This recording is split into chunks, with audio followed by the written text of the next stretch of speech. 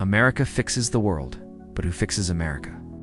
No kings! ICE out now! No kings! You can't fix the world if your house is on fire. The United States want to tell the world how to be free. But here's the question no one wants to answer. How does a country lecture the world about freedom while still struggling to deliver it at home? Okay then, let's talk history. About how America polices the world, but ignores its own problems. For example, Iranian coup, the Etit of 1953. A secret coup that was funded by the US to help topple Iran's democracy. The Guatemalan coup, the Etit of 1954, where the CIA overthrew the Guatemalan government. Then there was the Vietnam War, the US involvement in Vietnam. To prevent the spread of communism from North to South Vietnam began before the peak of the civil rights movement. Martin Luther King Jr. vehemently opposed the Vietnam War, viewing it as an unjust conflict that devastated the poor, diverted domestic funds, and perpetuated racial injustice. King highlighted the hypocrisy of sending black young men to fight for freedoms abroad that they were denied in Georgia or Harlem. And of course, the US-led invasion of Iraq, known as Operation Iraqi Freedom Governments, were removed. Leaders were installed, consequences still unfolding.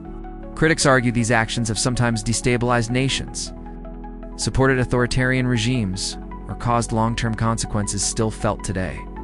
Different countries, same pattern, and all for freedom. Or is freedom just the word we use? When power moves quietly, now look at home. A nation that was built on slavery and Jim Crow laws that promoted segregation. Then a long fight just to be seen as equal during the civil rights movement. Followed by modern-day rallies about systemic racism, no king, and Black Lives Matter protests. And these issues remain still unresolved. Mass incarceration, racial wealth gaps. Communities still demanding basic fairness.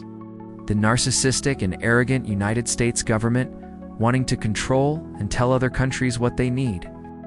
Now here's the contradiction. You can't preach justice globally, while people are still protesting and fighting for it locally in the United States of America. But the US government is more worried about Iran's oil. So what matters more? Is changing governments overseas, or changing systems that still fail people at home? To be fair, the government want to argue that the US intervention protects allies and prevents larger conflicts. And us citizens object? But here's the reality. If justice isn't consistent, it isn't justice. Freedom isn't shared, it isn't freedom.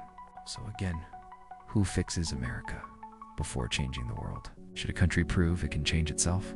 Real leadership doesn't start overseas, it starts at home. Speak on it.